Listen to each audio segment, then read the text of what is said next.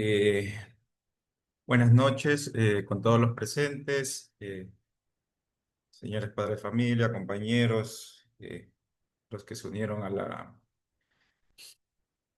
a esta temática. El día de hoy vamos a comenzar hablando sobre el sharing, desde su análisis jurídico, doctrinario y su impacto en los derechos de los niños, niñas y adolescentes. Comencemos con una breve introducción sobre la palabra sharing. Es un anglicismo que se deriva de los términos share, que significa compartir, y parenting, que significa crianza, dando lugar al sharing, entendiéndose como la sobreexposición de la vida privada de los hijos en las redes sociales. El sharing puede conllevar agravar otros fenómenos sociales, como el bullying, el sexting o el grooming.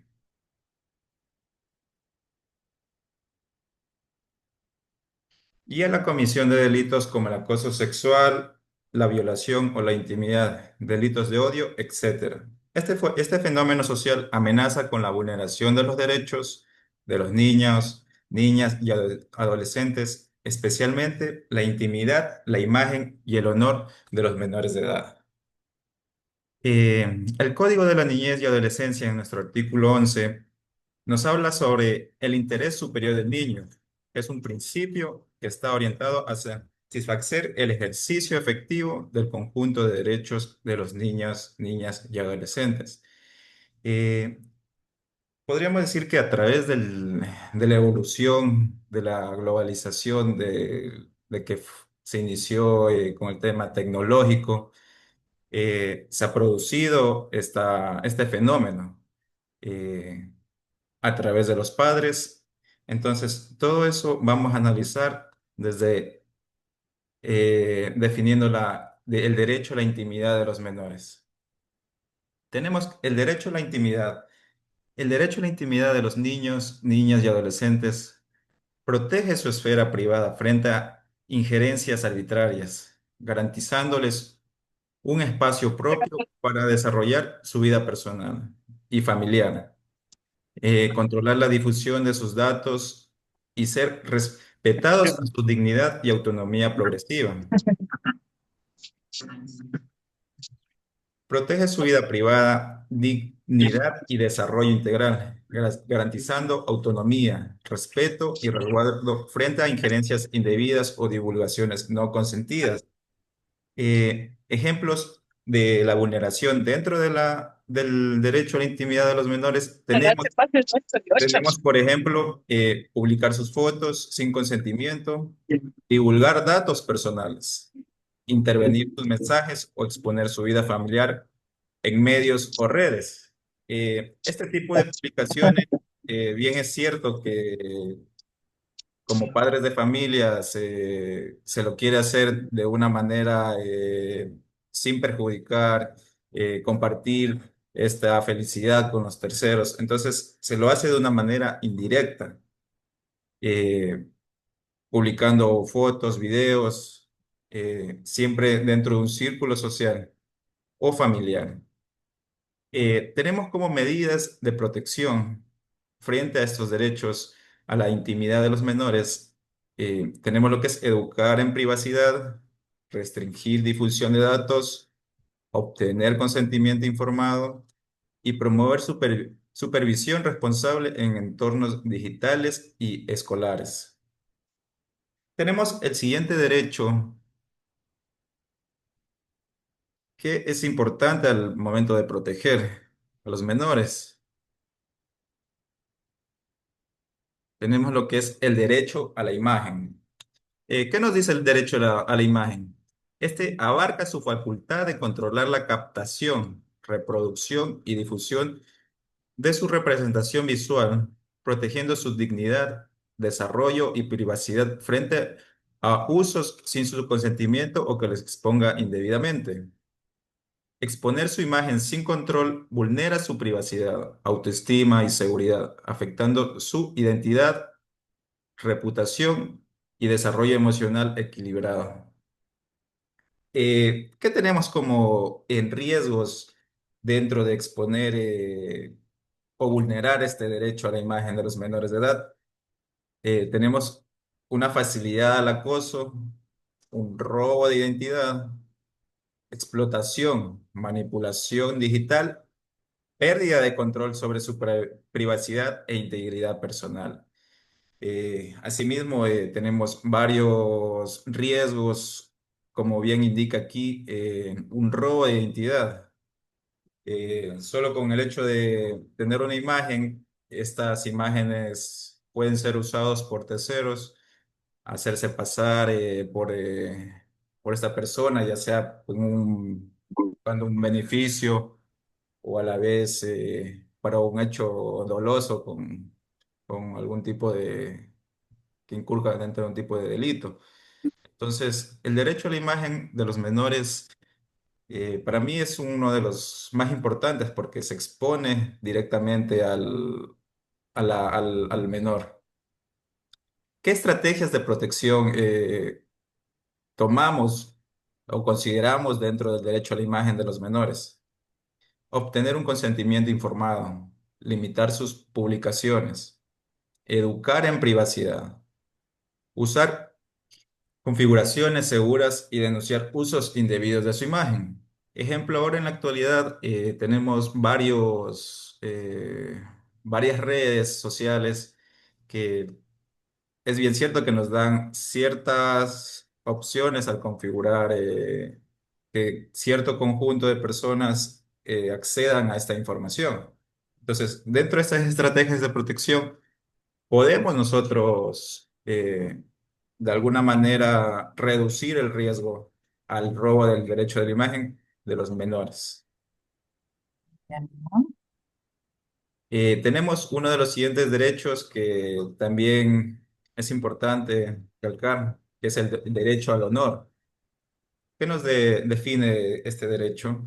Eh, Protege su reputación y un buen nombre frente a imputaciones, expresiones o publicaciones que pueden menoscabarlo, garantizando reparación y medidas de protección, particulares por su condición de sujetos en desarrollo. Es un impacto del daño al honor. Esto afecta su autoestima, confianza y sentido de valía, generando inseguridad, ansiedad y dificultades en su desarrollo emocional y social. Ejemplos de vulneración. Tenemos difundir rumores, insultarlos públicamente, exponerlos a burlas en redes sociales o atribuirles conductas falsas que dañen su reputación.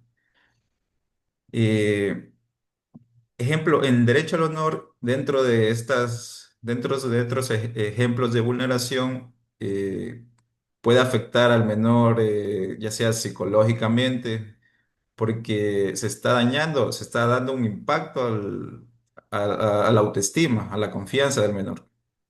¿Qué puede reputar esto a futuro? Inseguridades, una baja autoestima, como lo dice aquí. Entonces, podemos considerar que las medidas de protección para salvaguardar el derecho al honor es denunciar estos tipos de agresiones, retirar contenidos ofensivos, exigir disculpas públicas, apoyo psicológico y sanciones legales contra los responsables. Dentro de todos estos derechos que los menores están expuestos, tenemos lo que abarca la identidad digital. Entonces, veamos una definición de qué es la identidad digital.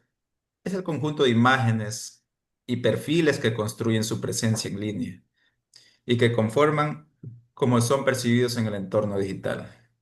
Ejemplos de la identidad digital: el perfil de Instagram con fotos y comentarios compartidos por un adolescente. Tenemos una cuenta escolar en la línea usada para clases virtuales y tareas digitales. Puede ser un avatar en un videojuego que refleja la personalidad y las preferencias del honor. Entonces, a esto nos definimos como una identidad digital, la identidad que forma dentro de estos espacios de redes sociales que Ay, ¿cómo? se vienen creando. Tenemos también la huella digital. La huella digital son los rastros permanentes y rastreables que deja su información y actividad en Internet. Como ejemplo, tenemos los comentarios publicados en redes sociales o foros, historial de búsquedas en navegadores o YouTube, datos compartidos al registrarse en aplicaciones o juegos. Entonces, al momento de que los padres de familia suben todo este tipo de información, se genera esta huella digital desde comentarios, desde publicación de videos, va generando una ruta de su identidad.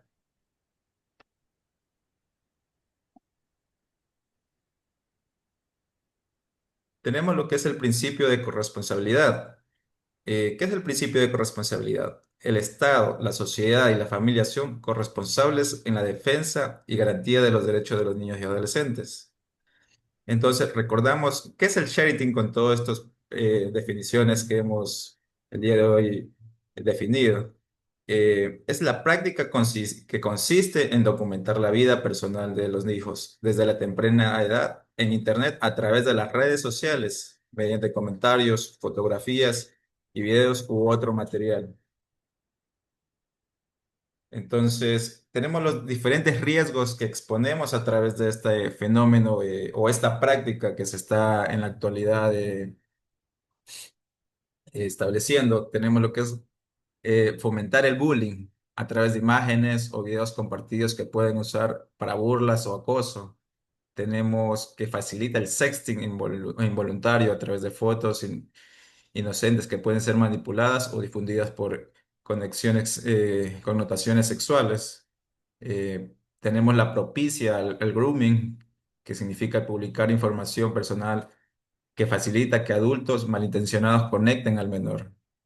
Tenemos la vulneración a la intimidad, que se difunden aspectos privados sin consentimientos del niño o niña. Esto también puede derivar en delitos graves, desde el acoso sexual o violación a la intimidad hasta delitos de odio en redes. Las medidas especiales de prevención del sharing que podemos tomar frente a este fenómeno, tenemos que es el consentimiento informado, no publicar fotos o datos sin valorar los riesgos y la voluntad futura del menor, privacidad estricta, configurar perfiles, publicaciones solo para familiares o amigos cercanos, evitar datos sensibles, no divulgar ubicación, rutinas, colegios ni información médica. Pensar antes de publicar, evaluar si el contenido puede avergonzar, ridiculizar o exponer al menor. Tenemos igual el uso de seudónimos o emojis, que podemos cubrir los rostros, ocultar los nombres reales. Estas son todas las medidas que se tienen que considerar dentro de este fenómeno. Tenemos también la educación digital temprana, enseñar a los hijos sobre la privacidad, identidad de huella digital, la supervisión parental conjunta, acordando reglas claras entre ambos. Tenemos el derecho al olvido, eliminar contenidos antiguos que ya no sean apropiados, denuncia y reporte, notificar contenidos indebidos ante estas plataformas y un ejemplo responsable. Los padres deben modelar este uso ético y prudente de las redes sociales. Tenemos un ejemplo de todo lo abarcado, que es el análisis dentro de la sentencia T-245A-22, en que nos exponen un escenario. Tenemos los siguientes antecedentes. Eh, un padre interponía una tutela en nombre de su hija de 10 años, aduciendo que la madre compartía imágenes del menor en redes públicas, vinculadas a una plataforma de contenido para adultos, lo que atentaría contra la intimidad, el buen nombre y el libre desarrollo de su personalidad. Aquí nosotros analizamos los derechos que se vulneraron dentro de esta sentencia. Entonces tenemos lo que es la violencia vicaria, que es la violencia indirecta contra la mujer. Tenemos la alineación o manipulación parental, que es una forma de violencia psicológica en contra de la expareja mediante una instrumentación de los hijos. Tenemos el derecho a la intimidad familiar, afectación por alienación parental mediante divulgación de información sensible a los hijos. Tenemos lo que es el sharing y la huella digital, lo que hemos el día de hoy definido, que es el riesgo de la sobreexplotación de la imagen de los niños, niñas y adolescentes en las redes sociales. Pretensiones que se dieron dentro de esta sentencia, que es el padre solicitó la tutela para que se reconocieran y protegieran los derechos del menor, la intimidad, el buen nombre, el libre desarrollo de la personalidad, frente a la madre por publicar su imagen en redes públicas. Entonces también tenemos la pretensión, la madre defendió su libertad, su expresión y aseveró que no estaba vulnerando derechos del menor, al tiempo que solicitó que no se impusieran restricciones injustificadas a su actividad. ¿Qué decisiones se tomó en esta sentencia? Esta sentencia se fue a dos instancias. Entonces, en la primera instancia, el juez negó la tutela al estimar que no se demostraba una vulneración directa de los derechos del menor y que primaba la libertad de la expresión de la madre. Y en segunda instancia, el Tribunal Superior confirmó esa decisión al concluir que no existían pruebas suficientes a una afectación grave o irremediable de los derechos del niño. Tenemos que la decisión de la Corte dentro de esta sentencia determinó que aunque no se acreditó plenamente la vulneración de los derechos del menor por la conducta de la madre, los progenitores deben abstenerse de involucrarlo en publicaciones que lo expongan y garantizar su ambiente familiar sano. Como conclusiones, estimados, tenemos que el sharing comprende los derechos fundamentales como la intimidad, la imagen y el honor de los menores. La exposición digital temprana que genera riesgos psicológicos, sociales y jurídicos de largo alcance para la infancia. Los padres, el Estado y la sociedad comparten responsabilidad en la protección de la privacidad infantil en entornos digitales. Y dentro de la sentencia P245A-22 reafirma la corresponsabilidad parental en preservar la integridad y dignidad del menor en redes sociales. Eh, Eso es, compañeros, padres de familia, personas presentes, con referencia al sharing.